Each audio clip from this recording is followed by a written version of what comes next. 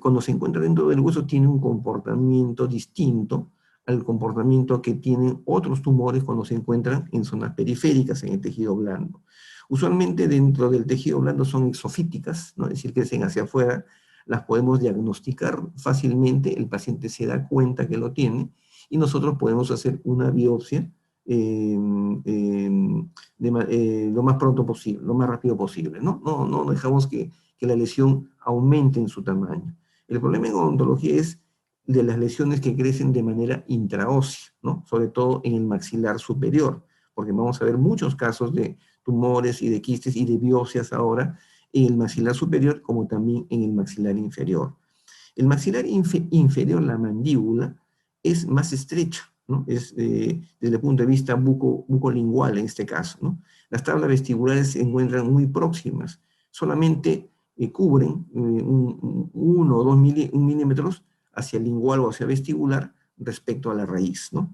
En cambio, en el maxilar superior, el volumen que existe, el volumen, sí, o sea, tridimensionalmente, el tamaño del hueso es mucho mayor y tenemos el seno maxilar, ¿no?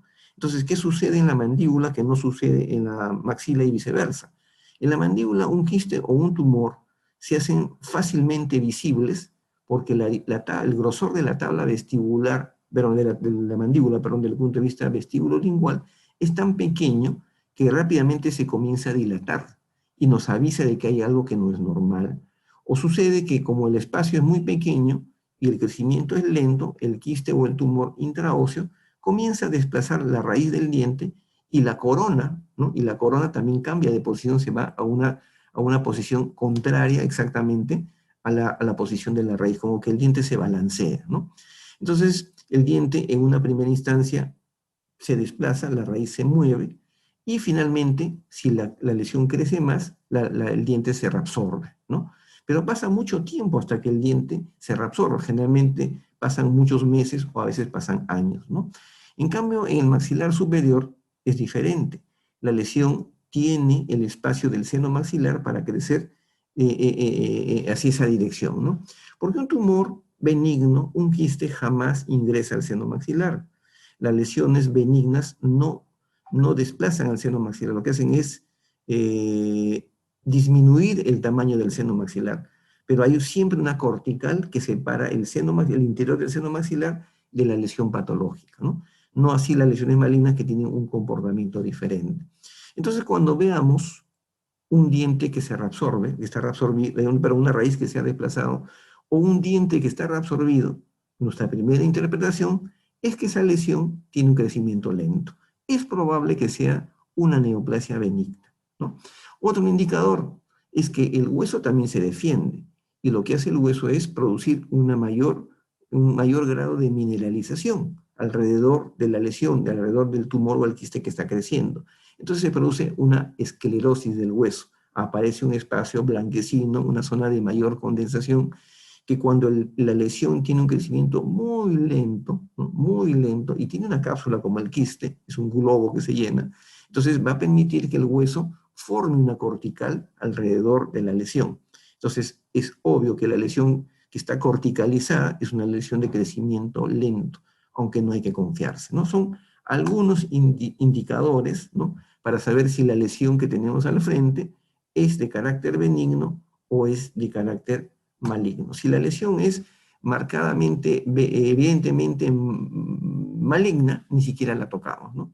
Acá hay algunos trabajos de investigación que los he traído para compartirlos, ¿no?, que tienen que ver con algunas formas novedosas de poder llegar al diagnóstico, ¿no? Este me gusta bastante. Este es un estudio que se trata de lo siguiente. Dice, ¿cuál es el grado de conocimiento, ¿no?, tanto teórico como práctico, respecto al cáncer oral en los dentistas de Yakarta, Indonesia, ¿no? Es decir, ¿cuánto saben los dentistas de ese sitio, ¿no?, respecto a este problema? Porque si no conocen de este problema, se les va a pasar por alto y no va a haber un diagnóstico oportuno, o no van a saber cómo realizar la biopsia, ¿no? Entonces, está en la siguiente, ¿no? Acá lo que encontraron en pocas palabras fue que cuanto mayor experiencia, mayor cantidad de años, ¿no? Porque no, bueno, es relativo, le soy sincero, ¿no? Yo puedo tener 50 años de dentista y tengo menos experiencia que cualquiera de ustedes, ¿no? Se refiere a que cuanto más años pasa en la profesión un odontólogo, tiene un mayor conocimiento clínico y por lo tanto tiene ¿cuál sería la palabra? Eh, puede ser más acertado su comportamiento, ¿no? No su diagnóstico, sino su comportamiento general y por supuesto también el diagnóstico, ¿no? Entonces es un expertise que lo vamos adquiriendo progresivamente respecto al cáncer, ¿no? Entonces, este es otro estudio, ¿no? Que ya se refiere a algo similar, algo parecido, pero en estudiantes de medicina y odontología en una universidad privada de Malasia. Entonces, acá lo que dice es que con entrenamiento y educación, ¿no? Los estudiantes médicos, y se refiere a los estudiantes de medicina, pueden hacer una detección temprana de lesiones cancerosas. Pero cuando se entra más en detalle en este estudio, ¿no? Lo que encuentran es que los estudiantes de medicina y odontología suelen tener un mayor conocimiento teórico, ¿no? Un mayor conocimiento teórico que los profesionales médicos y odontólogos hasta con 5 años de experiencia. Es decir, el hecho de tener un mayor conocimiento teórico no le da necesariamente ventajas a la experiencia, es decir, las dos cosas son importantes, ¿no? Por eso es que no nos tenemos que olvidar de ese conocimiento teórico que hemos hecho durante la primera hora, durante los primeros 40 minutos. Si yo le pregunto a 2 de mis estudiantes con quienes he tenido clases el año pasado, posiblemente estén más actualizados en el tema teórico, ¿no? Y eso está muy bien, ¿no? Porque cuando vayan a su práctica van a complementar aquel conocimiento teórico y van a poder tener un mejor conocimiento, van a poder hacer un mejor diagnóstico, en general no solamente de cáncer, sino del manejo de los tumores y de los quistes de los maxilares. Pero si acaso yo soy un profesional que tengo años, ¿no? En la profesión, pero me olvido de ese conocimiento teórico, tampoco tengo mucha ventaja, porque yo voy a ver cosas, pero no voy a saber cómo describirlas, ¿no? ¿Y por qué digo esto? ¿Cuál ha sido la razón por la cual hemos hecho este curso? Porque lo he repetido varias veces a lo largo de este año. Los dentistas del sector público, con justificada razón o no, no lo sé, el hecho es que no en la mayoría de centros de atención pública no se está haciendo tratamiento odontológico en general. No se está haciendo diagnóstico porque los pacientes, primero, que no son atendidos porque solamente hay una atención primaria de salud, y segundo, que los pacientes tienen miedo de ir a los centros de salud de atención pública por temor a contagiarse del COVID. Entonces, como hay una serie de colegas que han colgado los chimpunes, ¿no? Este año, cada uno tiene su razón, es decir, el número de dentistas que está haciendo odontología es mucho menor, es mucho menor. Y las patologías que antes se veían en los centros de atención pública, independientemente del nivel de atención, ahora se están volcando a los consultorios privados. Entonces, es importante, ¿no? En pocas palabras, tenemos más pacientes. Y al aumentar el número de pacientes, vienen también pacientes con patología y tenemos que saberlo manejar. Entonces, tenemos que combinar esa experiencia que ustedes tienen con este reforzamiento, este recuerdo, este recordatorio que estamos haciendo de lo que hemos visto en años anteriores. Esto va pasando, ¿no? Y este es un estudio similar en pacientes, ¿no? Entonces, este estudio revela que muchos pacientes sí tienen conocimiento de algunos indicadores, de algunas características clínicas del cáncer, por lo menos en Australia, ¿no? Pero no estamos en Australia, estamos en un país en proceso de desarrollo. Entonces, lo que falta en general es cultura, lo que falta es una cultura de la prevención, en este caso, para explicarle a los pacientes cuáles son las características clínicas que podrían indicar o llamarle la atención de que tiene algo que no es normal.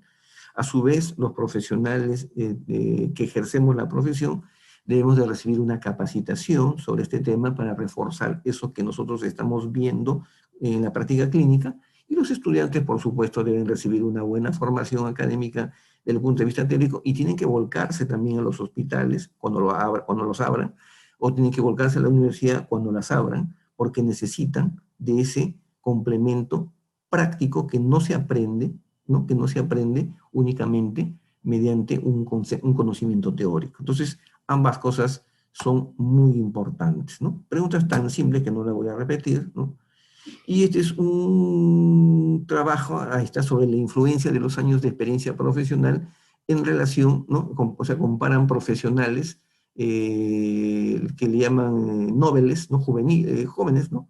Noveles, en otros, la traducción sería novatos y experimentados, aunque pueda parecer un poco ofensivo, pero se refiere a los profesionales que tienen pocos años de experiencia profesional comparados con aquellos que tienen más experiencia profesional, pero entendiendo que ambos tienen el mismo conocimiento teórico, ¿verdad? Entonces, cuando ambos tienen el mismo conocimiento teórico, pero tenemos más experiencia, eso va a ser mucho mejor, pero se refiere a una experiencia positiva, lógicamente, ¿no? Entonces, hacen una encuesta, ¿no? Para ver en relación al cáncer oral, lesiones precancerosas, lesiones benignas, ¿no? Y luego llegan a la conclusión que los odontólogos, en este caso, o los profesionales en general, que tienen mayor años de experiencia, van a tener una mayor precisión, ¿no? Una mayor certeza, un mejor manejo, y ese expertise lo vamos a ir adquiriendo con los años y establecen también un parámetro de 5 a 10 años, ¿no? Pero partiendo desde el punto de que todos conocemos el aspecto teórico. La otra pregunta es, ¿y yo tengo que, como odontólogo de práctica general, tengo que tener conocimiento de histopatología? La respuesta es que sí, ¿no? De pronto no voy a llegar al punto de decirles, yo no sé en detalle, si no veo la leyenda, no voy a saber a qué se refiere, cuáles de las lesiones son benignas y cuáles son malignas, aunque son evidentes que las que tienen el epitelio totalmente destruido, la capa basal está alterada, no está definida, ¿no? Microscópicamente, puedo decir que se trata de una neoplasia maligna, ¿no? Pero lo más importante no es eso, porque con un buen criterio, algunos de ustedes han mencionado algunos términos, han hablado de displasia, otros han mencionado la palabra metaplasia. Sí tenemos que conocer histopatología, porque tenemos que leer el informe histopatológico, porque no nos podemos contentar con que el patólogo me mande el diagnóstico definitivo. Yo quiero saber porque el paciente me va a preguntar, doctor, ¿y lo que tengo es cáncer? Sí, puedes tener cáncer. ¿Y qué tan grave es? No sé, yo no sé patología, no es mi tema. No es así. Yo tengo que informarle y por lo menos orientarle y decir, mira, ¿sabe qué? Mañana mismo te va a salir pero de todas maneras ten presente que esta lesión aparentemente en el lado, en la zona donde he tomado la biopsia, porque en otra zona puede ser más agresivo, en la zona donde he tomado la muestra, evidencia de que es un cáncer, ¿no? De baja malignidad para que lo entienda el paciente, porque ese término histológico no existe, porque es bien diferenciado, ¿no? Y cuanto más indiferenciada es la lesión, es más agresiva. Y eso dice el informe de patología, ¿no? Entonces dice, la capa basal está alterada, no sé, en la muestra que usted ha mandado no se encuentran límites en la lesión y se encuentra tal tipo de células. Yo tengo que entender eso, ¿no? Es decir, yo no voy a hacer el diagnóstico patológico, si me ponen una lámina me van a jalar, me van a desaprobar, pero sí tengo que tener un conocimiento básico, ¿no? Y la información de la patología, hay atlas de histología, hay atlas de histopatología, hay atlas de patología, que lo encontramos en el internet. Y en estos tiempos todo está publicado, ¿no? Entonces, cuando hablamos de biopsia, ¿no? Dijimos al inicio, es una técnica que nos permite ver, ¿no?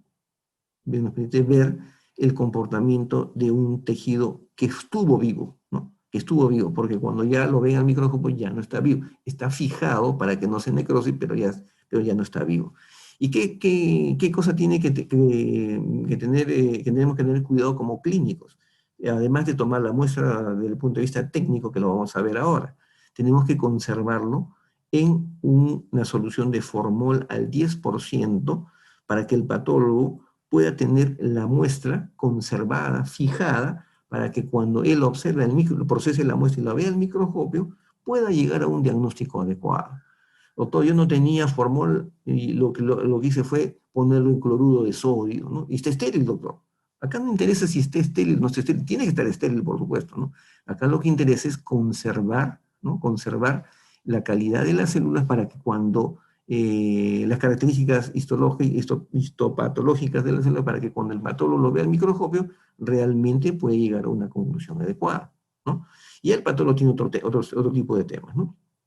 Está en el curso del doctor Marco Rocafuerte. Marquito, ¿cómo estás? Él ha hecho una maestría, ¿no?, de patología bucal, de patología oral en España, ¿no? Me halaga mucho que esté Marco acá en esta clase, ¿no? Porque él sabe muy bien que el patólogo necesita que el odontólogo que toma la muestra biopsia se la proporcione en condiciones adecuadas, ¿no? Y si uno va a la farmacia, miren una cosa tan sencilla, tan obvia, ¿no?, y que no debería decirla, pero es cuando uno va a la botica, a la farmacia y compra formol, y dice, deme un frasco de formol. Si uno introduce la muestra que hemos tomado en ese formol que hemos comprado en la botica, destruimos muchas células y el patólogo va a tener una muestra que está alterada o que en algunos casos hasta no le pueda servir, porque el frasco de formol que venden en la botica está al 40%, no está al 10%. Entonces, ¿qué tenemos que hacer? Tenemos que hacerle una dilución, ¿no? Y la dilución no la hacemos con cloruro de sodio, la hacemos con agua destilada, y tenemos que hacer la fórmula, ¿no? La regla de 3, ¿no? Para disminuir la concentración de 40% a 10% de volumen sobre volumen, ¿no? Porque hay peso sobre volumen, hay volumen sobre volumen. Y eso es química, ¿no? Eso es química general. Entonces, fíjense cuán importante, ¿no?, cuán importante es tener ese conocimiento básico.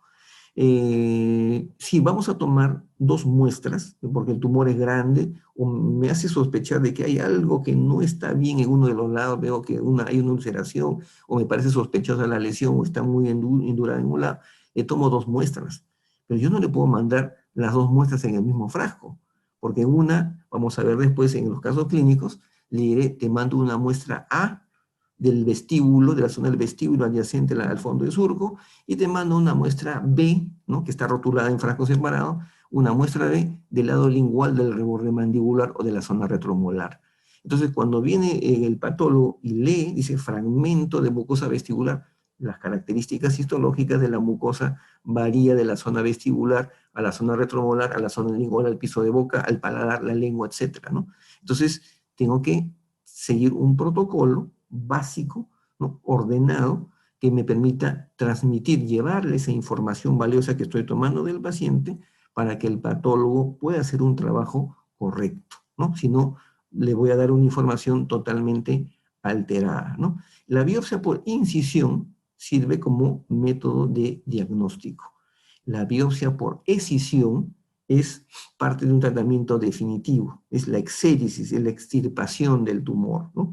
Cuando yo extirpo, cuando yo retiro para un quiste o un tumor, estoy haciendo una extirpación, ¿no?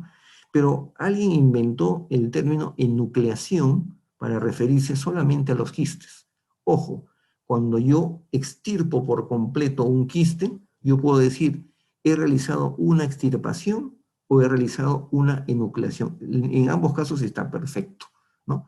Y si estoy retirando un tumor, ahí no estoy enucleando, ahí estoy extirpando, porque no solamente estoy retirando el tumor, sino posiblemente, dependiendo del tipo de tumor, lógicamente, sino posiblemente estoy retirando también una porción de tejido sano. En cambio, en el quiste estoy eliminando, extirpando solamente el núcleo, estoy enucleando algo que ya biológicamente o histopatológicamente está delimitado por una cápsula, ¿no? Por eso es el término. Yo recuerdo que en una oportunidad estaba en una charla pero abierta, y una doctora que tenía conocimiento, lógicamente, me decía, doctor, está puesto mal, usted está diciendo de que está hablando de que está extirpando un quiste, el quiste no se extirpa. Sí, el quiste se extirpa, pero se enuclea también a la vez. En cambio, el tumor, por sus propias características, por su propia naturaleza, jamás se extirpa, se enuclea, siempre se extirpa, ¿no? Y si es un tumor maligno, extirparemos el tumor necesariamente con un margen de tejido sano. Pero como no es competencia del odontólogo el hacer el tratamiento quirúrgico, ni quimioterápico, ni de ningún tipo, ni radioterápico de los tumores malignos, nuestra competencia solamente es sobre el diagnóstico del tumor, ¿no? Ojo, eso es importante. El objetivo de una biopsia por incisión es llegar a un diagnóstico, ¿no?, a un diagnóstico definitivo, pero el tratamiento definitivo solamente lo realizamos mediante una biopsia por escisión. Cuando estamos extirpando una lesión, estamos haciendo una biopsia por escisión, ¿no? La biopsia por incisión es tomar una muestra, ¿no? Yo creo que el dibujo de arriba, el de la izquierda, no está tan bien, ¿no? ¿Por qué? Porque tenemos que tomar una porción de tejido de los bordes hacia el lado, digamos acá en la figura derecho o izquierdo, tomar una parte del tumor o de la lesión con una parte de tejido sano, ¿no? Si tomamos solamente el tejido enfermo, si el resultado fuera un tumor benigno, ¿no? Yo creo que haya mucha alteración, ¿no? Aunque sí, ¿no? De repente si es un tumor queratoquístico no voy a ver los bordes de la lesión, pero si se trata de una neoplasia benigna y yo solamente tomo la parte central del tumor, el patólogo no me va a poder informar si es una neoplasia maligna es más o menos infiltrativa, no va a haber delimitación de los bordes, ¿no? Y la biopsia por escisión, ¿no? Que es la de la derecha, acá está mal escrito, no es excisión, es escisión, es aquella en la cual retiramos todo el tejido enfermo y sano. Y me van a disculpar que yo no tenga una hoja membretada, ¿no? Para poder hacer mi informe, ¿no? Acá, por ejemplo, en el lado izquierdo estoy mostrando la forma en que uno debería hacer como mínimo de información para brindársela al patólogo. En la parte de la estoy haciendo publicidad a mi amiga Sonia Sacraquispe, ¿no? Que es para mí una de las mejores patólogos orales que existen en el Perú, no solamente en Lima, pero también hay otros muchos doctores, hay varios, hay varias generaciones de odontólogos jóvenes con esta especialidad que nos van a ayudar en el diagnóstico definitivo. Entonces, si precisamos, nos tomamos algunos minutos o segundos, minutos, ¿sí? Para leer el informe del lado izquierdo, ¿no? Este es, a ver, ¿quién es? Ya. Esta es una paciente que tenía una lesión sospechosa de ser cáncer, tenía una úlcera, ¿no? No le dolía, tenía movilidad de la pieza número 3.8, me acuerdo, y había una lesión infiltrativa tanto hacia el lado vestibular como al lado lingual, ¿no? Pero el lado vestibular tenía el aspecto de un tumor sólido, el lado lingual tenía más bien el aspecto de una mucosa delgada, ¿no? Sésil, perdón, friable, que se podía romper fácilmente. Entonces dije, le voy a tomar una muestra de la parte vestibular y le voy a tomar una muestra de la parte lingual. Puede ser un informe, pueden ser dos informes, yo creo que dos informes sería demasiado. Lo importante es determinar, en este caso, la jeringa o el frasco 1 y el frasco 2, ¿no? La parte que le he tapado es donde está el nombre del paciente por respeto al paciente, ¿no? Tengo que colocar la edad, tengo que colocar el sexo del paciente, tengo que determinar claramente qué cosa le estoy mandando en la muestra, ¿no? Y acá dice, en la muestra número 1, la jeringa es del lado vestibular.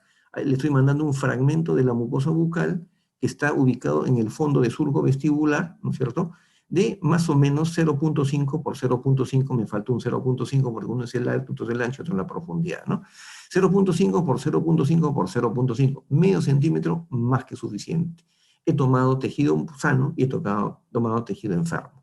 Y la jeringa número 2 es del lado lingual, como dice ahí entre paréntesis. Y también eso sí son fragmentos, porque se me rompía, la mucosa decía era más friable, se rompía el tejido, y la lesión que he tomado, la porción de tejido que he tomado es también de 0.5 por 0.5.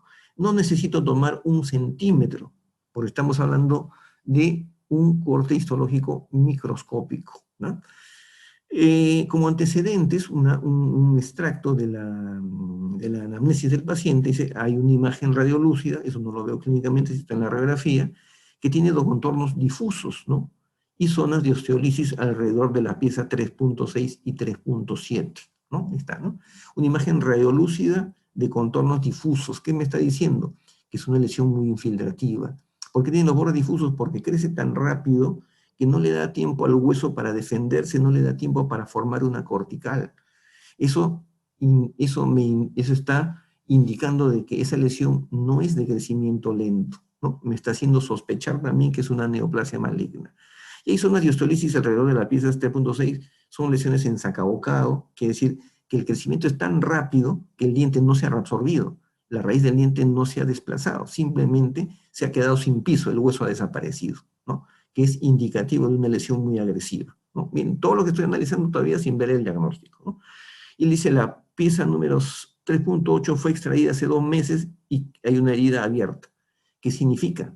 De que alguien sin criterio clínico, sin criterio radiológico, vio un diente que se estaba moviendo, ¿no? La 3.8, la que falta, y se le extrajo. Porque la paciente cuenta que su historia empieza cuando el diente, la muela del juicio se le comienza a mover. Va donde un dentista y el dentista le dice, ah, se está moviendo el diente, esa es enfermedad periodontal, te he infectado, te doy antibiótico y te saco el diente. Y ahí comenzó el viacrucis de la señora. Perdió un tiempo valioso porque pudo haberse hecho la biopsia anteriormente si es que el colega que la vio por primera vez hubiera sabido leer lo que la mucosa, lo que el tejido, perdón, de la boca le estaba mostrando, ¿no? Yo me acuerdo, tenía un profesor, el profesor Pacheco, en anatomía, decía, el cadáver, decía, es un libro abierto, decía, ¿no? Igualmente yo le diría, ¿no? La boca del paciente es un libro abierto, que a veces no sabemos leer, porque a veces ni siquiera conocemos el alfabeto semiológico que le dije, lesiones elevadas, lesiones planas, lesiones deprimidas. Qué importante saber eso para poder orientarse en el diagnóstico. Y luego le digo, clínicamente, bueno, los otros son los antecedentes, lo que sucedió, ¿no? Clínicamente se observa el alveolo dentario de la pieza número 3.8 abierto, o sea, es una herida que no ha cicatrizado, han pasado 2 meses y la herida no ha cerrado. Dice, sin secreción purulenta. Le estoy diciendo que no me da la sensación, no tiene el aspecto de una infección, no le duele, porque si hubiera infección le dolería. Hay una úlcera rodeada de tejido rojo vinoso. Le digo, hay una úlcera, no le digo, hay una ulceración. Le estoy diciendo, hay una pérdida de epitelio que no le duele. Yo no necesito poner si tiene dolor o no tiene dolor. Automáticamente cuando le digo úlcera, le estoy diciendo, la herida no le duele, ¿no?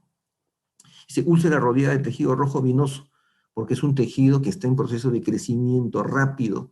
No le da tiempo a que el epitelio se forme o el epitelio sea destruido o no existe. Es una úlcera, ¿no? Y la herida sigue, dice, en la zona, eso fue en vestibular, ¿no? En la zona lingual se observa un aumento de volumen de aspecto de coliflor, es decir, hay una lesión, una vegetación, como vimos una de las imágenes al principio, hay una vegetación, hay una lesión con aspecto de coliflor, de color rojo, dice, que es difusa en sus bordes, yo no sé dónde termina la lesión, eso es muy serio, eso significa que es una lesión aparentemente muy infiltrativa, ¿no? Y también tiene crecimiento rápido por lo que hemos descrito en la radiografía, ¿no? Dice, no es sangrante, ojo, no es sangrante, o sea, no es una herida, ¿no? Hay movilidad grado 3 de las piezas dentarias número 3.6 y 3.7. Yo diría que en la escala del 1 al 3 tiene movilidad 4, ¿no? Es decir, el diente está en el aire, está flotando en la encía. Pero yo no le voy a hacer la extracción al paciente, a veces el paciente viene para que le extraigan, como debe haber ocurrido con la pieza 3.8, ¿no? Y le digo, impresión es importantísimo. Impresión diagnóstica, descartar carcinoma epidermoide. Y como posibilidad número 2, descartar una infección crónica hiperplásica que podría ser como una segunda alternativa. Lo que yo pongo como impresión diagnóstica debería, en un gran porcentaje de casos, coincidir con el diagnóstico histopatológico del que nos envía el patólogo oral, ¿no? No digo que siempre va a coincidir, pues es imposible. Hay tumores que no se puede saber exactamente cuál es el nombre y el apellido, pero el saber, tener la evidencia o la sospecha elevada de que es una lesión benigna o maligna, ya me está haciendo, ya voy avanzando mucho en el diagnóstico. Y luego viene el informe de patología en este caso, aún siendo una muestra privada, porque yo no lo mando al hospital de Cayetano Heredia, porque para mí es muy lejos y es muy engorroso, entonces lo mando en forma privada, ya cada uno ve cómo resuelve su problema. Yo necesito un informe de una profesional o de un profesional que me brinde una información confiable, ¿no? Y me dice, la paciente tiene 50 años, yo le doy la información, es del sexo femenino. El espécimen me está mandando 2 muestras, 2 resultados, porque, ojo, y le digo como anécdota, ¿no? Sonia es mi gran amiga, me dice, Raúl, me dice, falta el pago de la otra biopsia. Disculpa, Sonita, te estoy mandando un informe. Tú me has mandado 2 muestras. Tengo que hacer dos procedimientos independientes. Tengo que procesar las 2 muestras, ¿no? Entonces yo tengo que entender eso, ¿no? ¿Por qué? Porque al ser 2 muestras hay 2 costos y eso se lo tengo que trasladar al paciente. Todo eso forma parte de lo que yo ya sé al principio, ¿no? Entonces tengo que hacer mi presupuesto, porque también somos personas que estamos realizando una labor que amerita también un estipendio, un reconocimiento económico, ¿no? Entonces me manda la muestra, un informe de la muestra A y un informe de la muestra B, ¿no? Entonces en el lado lingual, ¿no? Me dice, el examen microscópico es lo que a mí me interesa, lo que decía, tengo que saber algo, ¿no? Algo de histopatología, dice, las secciones estudiadas muestran proliferación de células epiteliales displásicas, hay una alteración en el coreo, ¿no? Perdón, en el epitelio. Dice que invade la lámina propia, es decir, está invadiendo la capa basal, o sea, la parte más baja, ¿cómo se llama? La parte más profunda, perdón, del epitelio, que es la que debe estar completamente delimitada, separada del coreo, o sea, del tejido conectivo. Si esa lesión transgrede o traspasa la capa basal, significa de que es una lesión que tiene un grado avanzado de malignidad, ¿no? Y en mantos y nidos densos, ¿no? Hay un gran crecimiento epitelial, etcétera, etcétera, etcétera. Dichas células muestran un marcado pleomorfismo celular y nuclear, quiere decir que hay una alteración del núcleo, hay un crecimiento atípico, hay una reproducción atípica de las células, ¿no? Figuras mitóticas anormales, ¿no? O sea, no hay una mitosis ordenada, sino totalmente atípica. Y dice, atravesando dicha proliferación celular se encuentran numerosos polimorfos nucleares porque hay un proceso inflamatorio crónico en este caso, ¿no? Agudo, perdón, ¿no? Entonces, el diagnóstico dice carcinoma epidermoide invasivo indiferencial, el más agresivo. El más agresivo. Ese es por el lado lingual. Y por el lado vestibular, voy a correr la imagen que a mí se me está tapando acá. Ahí está. Muestra de la lesión alveolar, la muestra que le mandé en vestibular, ¿no? Examen microscópico, las secciones de estudio muestran mucosa oral con epitelio poliestratificado plano atrófico. Atrófico quiere decir que está adelgazado el epitelio, pero no está destruido, que presentan zonas de hiperplasia con clavos epiteliales y otro de ulceración superficial. Los clavos epiteliales, ¿se acuerdan? Son esa forma de ondas, como de olas, ¿no? En la capa basal es la forma natural, normal que tiene el epitelio, la capa basal, ¿no? En la lámina propia se observa o se aprecia denso infiltrado inflamatorio linfoplasmocitario, predominantemente linfocitario y una inflamación crónica. También se observa hacia la zona más profunda isla de células epiteliales atípicas. En el fondo, en una pequeña parte del lado vestibular, en la muestra que le he mandado en vestibular. Diagnóstico dice gingivitis crónica con invasión de carcinoma epidermoide. ¿Qué significa eso? Que yo le he mandado una muestra justo, exactamente en el límite donde la lesión se confunde con el tejido sano. Porque obviamente hay una inflamación crónica, hay una gingivitis, ¿no? Una gingivitis alrededor de la encía, en el lado vestibular, pero que no se llega a distinguir del tejido tumoral, ¿no? En conclusión, esto es un cáncer, ¿no? Entonces, hemos hecho una revisión rápida, yo diría rápida, esto es para hacerlo con más detalle, y en cada paciente que ustedes tomen una muestra de biopsia, tienen que seguir ese protocolo. Si tienen una hoja más bonita y lo hacen con computadora, más bestial, ¿no? Yo soy flojo para esas cosas, ¿no? A veces lo que sucede es que se me junta una, dos, tres muestras y ya pues agarro mi lapicero y comienzo a escribir. Me acuerdo de cuando trabajaba yo en el hospital, yo trabajé muchos años en el hospital de policía, ¿no? Entonces a veces había el formato, a veces no había el formato, entonces ya me he mal acostumbrado a veces a hacerlo de manera rápida y directa, porque para hacer esto de manera directa quiere decir que yo no lo he pensado, de mi cabeza pasar a mi mano. Eso significa que ya con el tiempo uno va aprendiendo a verbalizar lo que la cabeza te dice, ¿no? De todo tu conocimiento lo pasas a la mano. Eso es importante, ¿no? No debe haber borroneado, y si va a haber borroneado, lo escriben de nuevo, ¿no? Definitivamente. Tiene que estar la fecha, ¿no? Tiene que estar indicado también el sello, ¿no? O la posfirma, o sea, el garabato, y también la rúbrica y la firma, que es el sello o su nombre en, ¿cómo se llama?, a puño y letra, ¿no? ¿Cuáles son los tipos de biopsia que se pueden utilizar, ¿no?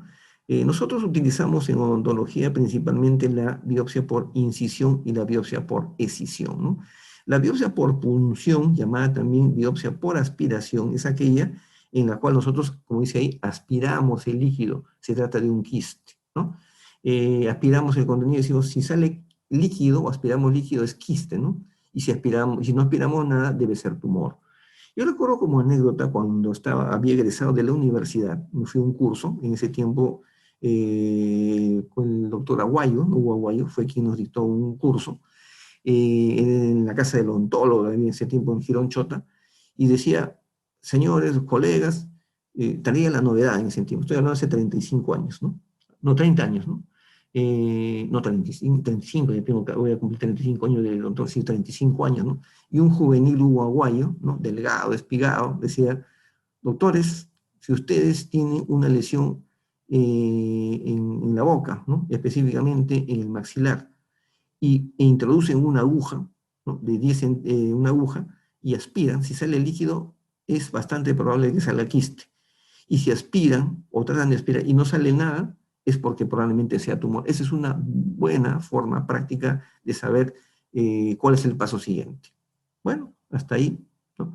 Revisando la literatura y con lo que fue apareciendo de información, se sabe actualmente que cuando uno aspira un quiste y el quiste está infectado, ¿no? El líquido es tan denso, es tan espeso, que no puede ser aspirado por la aguja. Yo puedo no aspirar nada y sigue siendo un quiste, ¿no?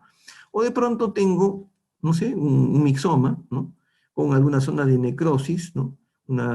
Y de repente hay unos espacios donde puede haber cierto acúmulo de líquido, o es un tumor tan grande que tiene zonas en las cuales hay un contenido líquido mínimo y yo aspiro y de pronto sale un líquido y digo, ah, este es quiste, y resulta que es un tumor. Entonces, en principio, ¿no? En principio el aspirar no nos da ninguna certeza que si el contenido es quístico o es tumoral. Eso lo utilizan más los médicos, ¿saben para qué?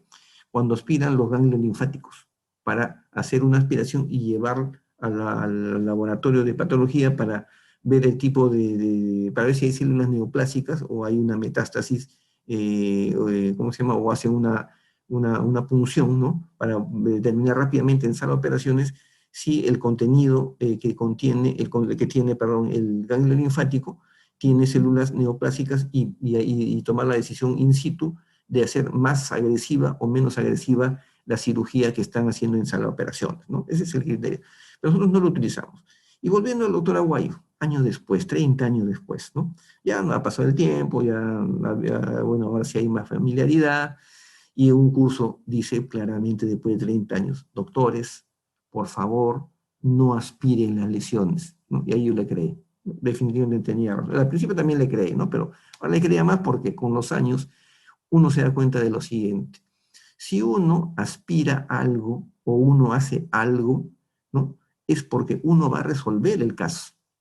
Si yo no voy a resolver el caso o pienso que yo no voy a tener el expertise para solucionar el caso, mejor no meto la mano, ¿no? Porque lo que comentó el doctor Hugo Goyo fue lo siguiente, que hay muchos problemas o hay problemas porque cuando aspiran, ¿no? Se crea una comunicación entre el interior de la lesión y el medio externo y las bacterias aprovechan para infectar el quiste o para infectar el tumor. Entonces, si nosotros no tenemos el expertise necesario, no aspiremos. Yo diría que la aspiración o la punción, ¿no? Como quieran llamar, de un quiste o de un tumor en los maxilares debe ser descartada, ¿ya? Lo que tenemos que hacer es una biopsia por incisión o una biopsia por excisión, dependiendo del caso. La resección en bloque no es precisamente una forma de biopsia, ¿no? La resección en bloque es extirpar una lesión con un margen de tejido sano muy amplio, ¿no? Que es un concepto que se usa más en cirugía para las neoplasias malignas, ¿no? Que es en realidad una biopsia por excisión, ¿no? Entonces, la biopsia por aspiración o por punción, ¿no? Produce descompresión, ¿no? del quiste, ¿no? Cuando uno hace una biopsia, vamos a ver algunos casos ahora, de un quiste, uno revienta, ¿no? El quiste, hace que todo el contenido quístico salga en ese momento. Y cuando uno entra por segunda vez ya con el diagnóstico histológico, hacer el decolado o el desprendimiento de la mucosa quística a veces se hace muy tedioso o a veces podemos dejar restos del tejido. Entonces, el otro comentario es el siguiente. Si ustedes ven una lesión, no sé de qué tamaño, cada uno tenga la honestidad de ver la lesión que tiene su paciente y diga, este quiste o este tumor, yo lo puedo resolver. Entonces yo le hago la biopsia por incisión. No, este quiste es muy grande para mí, no, yo no me meto, ¿no? Yo voy a llamar al doctor Marco Rocafuerte y le voy a mandar al paciente que él se encargue desde la biopsia hasta el término final de la cirugía. Si quiero aprender, me iré con el doctor Marco a su consultorio, yo los invito a mi consultorio, no tengo ningún problema, ¿no?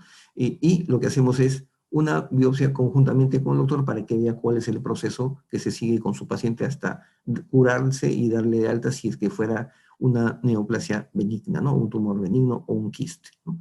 Pero no metamos la mano en aquello que no conocemos o que no vamos a manejar después, ¿no? Pues también hay casos que a veces yo entiendo la necesidad que tenemos nosotros todos, pero no podemos poner en juego la salud del paciente, ¿no? Y la biopsia, entonces, por incisión es tomar una parte del tejido enfermo. Ese es el concepto original, ¿no?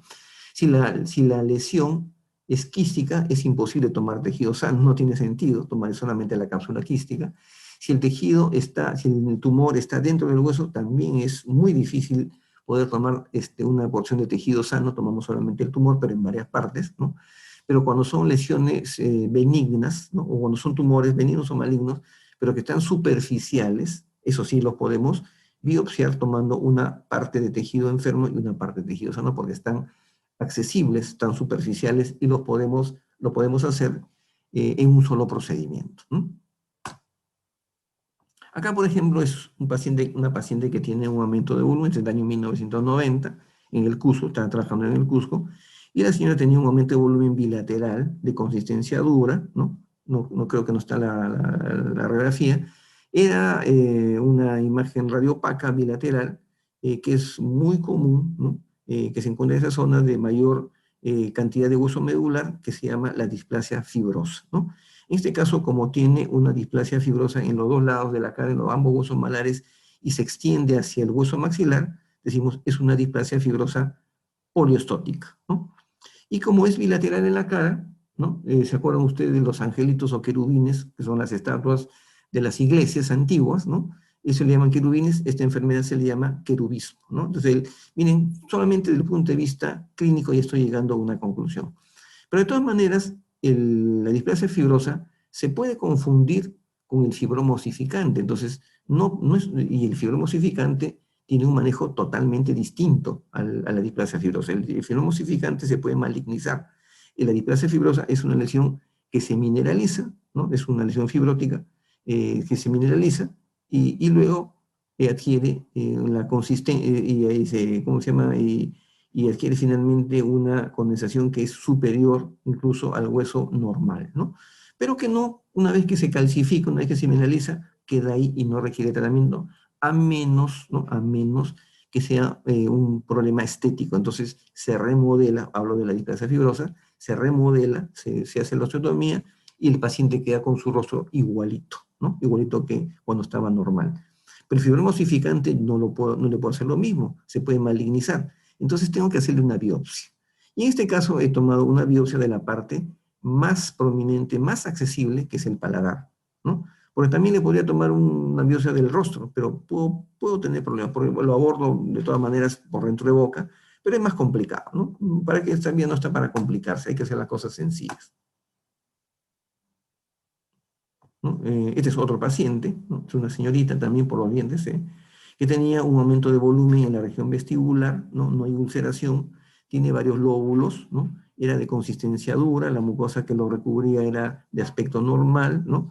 Y no había una definición en los contornos, ¿no? Radiográficamente, acá está la radiografía, ahí está, no se aprecia nada significativo, ¿no? Se trata de una lesión del tejido blando, ¿no? No había movilidad de ninguno de los dientes, entonces es una vista periapical. Entonces se le aplicó anestesia, ¿no? Para tomar una muestra en la zona vestibular. La sangre es por la punción que se echa, ¿no? Entonces hay que tener cuidado de no aplicar anestesia directamente sobre el tumor, porque podemos producir cambios histológicos, podemos producir necrosis, ¿no? Y el patólogo al momento que observa las células puede llegar a una conclusión equivocada porque le estamos malogrando la muestra, estamos alterando, deteriorando la muestra. Entonces la anestesia se coloca de manera adyacente, periférica al tumor o a la lesión, pero no directamente a la lesión. Tampoco tenemos que aplicar anestesia por isquemia, ¿no? ¿Por qué? Porque esa isquemia va a producir muerte celular y el resultado histopatológico puede ser diferente. Le estamos engañando al patólogo y al final nos engañamos nosotros solos. Entonces estoy tomando una muestra, estoy haciendo una incisión en forma de ojal, horizontal, en el borde mismo de la lesión, para tomar una porción de tejido sano y para tomar una muestra de tejido tumoral, ¿no? Pues era un tumor. Luego lo coloqué en una jeringa, pues si tengo el frasco estéril, lo coloco en frasco estéril. Si tengo una jeringa de 20 centímetros, ¿no? Le echo el fórmula al 10%, no necesito llenar toda la jeringa, no simplemente que la muestra esté embebida en medio de la solución, la sello bien, la tapo bien, ¿no? hago mi informe y la mando a patología, ¿no? Y clínicamente lo que hago es, en este caso, se podía colocar punto de sutura y cerrar la herida, ¿no? A veces no siempre se puede, ¿no? Entonces, el resultado de ese caso fue, si no me equivoco, fue un tumor de célula gigante periférico, ¿no? Este es otro caso, este es marco, ¿no? Y se nota que hay una lesión inmensa, ¿no? Que tiene el aspecto tumoral, ¿no? Acá, en la panorámica, pero cuando vemos la tomografía tiene bordes muy corticalizados, ¿no? Y hay un diente supernumeral en la parte media. ¿Cuál es el tumor que lleva un diente completo dentro de la masa tumoral? ¿No? ¿Cuál será? Pues no se me ocurre ninguno, ¿no? Es más probable que sea, bueno, un tumor queratoquístico sería la primera opción. Y si es un quiste, será pues un quiste dentígeno, es más fácil el diagnóstico. O puede ser un quiste infectado, también un quiste dentígeno infectado, ¿no? Cuando el quiste se infecta, cambia el aspecto. Entonces, ahí está, el paciente fue al dentista porque tenía un absceso periapical, aparentemente en el incisivo lateral, ¿no?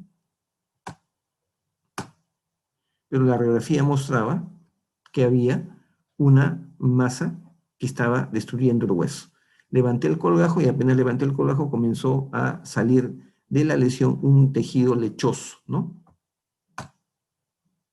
Que a mí me dio la sensación de que podía ser un tumor queratoquístico, ¿no?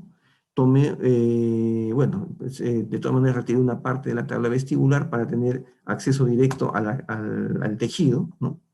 Se tomó una parte del tejido, no salió secreción purulenta, salió sangre, ¿no? Hasta ahí tenía la sensación de que podía ser un tumor queratoquístico, pero el diagnóstico histopatológico mostró que se trataba de un quiste dentígeno infectado, ¿no? Entonces, el manejo de un quiste dentígeno infectado es totalmente diferente al de un tumor queratoquístico que es sumamente, que presenta microquistes en su cápsula, ¿no? Y que puede producirse recidiva en algún tiempo, ¿no?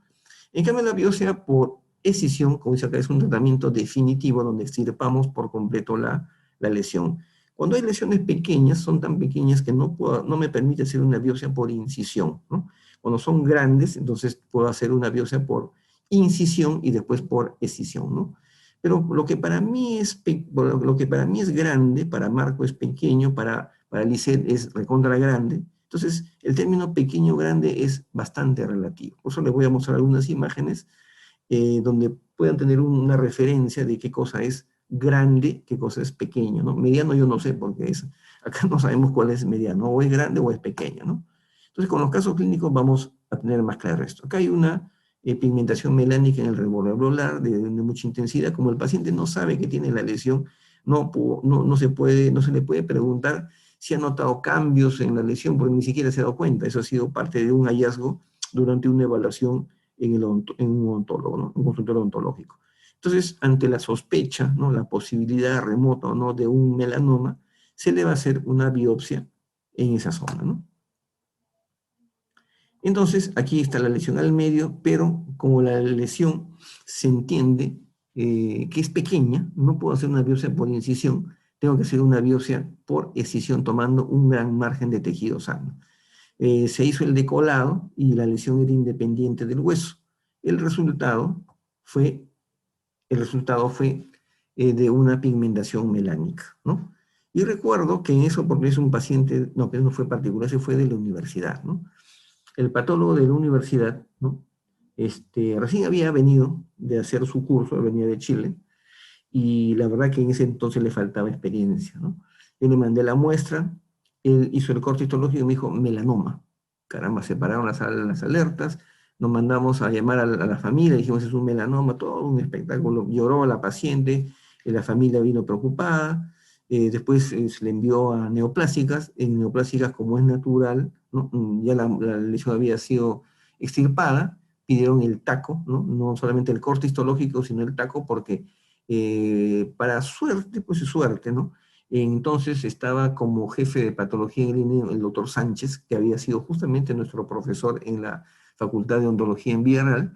Entonces el profesor Sánchez, al enterarse que era la Villarreal, dijo, no, un momentito, acá hay una muestra que el corte histológico no me parece, ¿no? Hay algo que no está bien, dijo, ¿no? Tráigame el taco. Y el doctor, de una manera cordial, me llamó por teléfono y me dijo, no me llamó a mí, sino llamó al decano, me acuerdo, ¿no? y hubo un problemón, porque lo que había sucedido es que el patólogo, por falta de experiencia, no había hecho el corte histológico de la manera correcta. Lo había cortado de manera tangencial, había hecho una manipulación inadecuada, una preparación inadecuada del material, y el resultado había sido totalmente diferente. Cuando el profesor o el doctor Sánchez lo vio, dijo, no, este no es melanoma, esto es una pigmentación melánica, qué diferencia, ¿no? Entonces, el problema fue que el paciente, los familiares se fueron a quejar con derecho, ¿no? Con justa razón, porque decían, ¿y cómo nos han alterado? Miren, me quedó todo un problema familiar, mi esposa se ha deprimido, hasta se ha podido suicidar, o qué sé yo, ¿no? Por una mala información, ¿no? Entonces, es importante que el clínico tenga experiencia en estas cosas, pero también el patólogo, ¿no? Eso es muy importante. Uno le manda la muestra porque confía en la persona. Yo no estoy haciendo publicidad ni detracción de nadie. Simplemente digo que tenemos que tener una persona confiable a quien encargarle la muestra, porque lo que se está jugando acá es con la vida de una persona. No le podemos decir, es cáncer y después decir, me equivoqué, ¿no? Entonces, ya hemos dicho todo lo relacionado a eso, y vamos a ver algunos casos clínicos para que sea más contundente lo que vamos a conversar. Pero antes de ver esta siguiente parte, quiero pasarles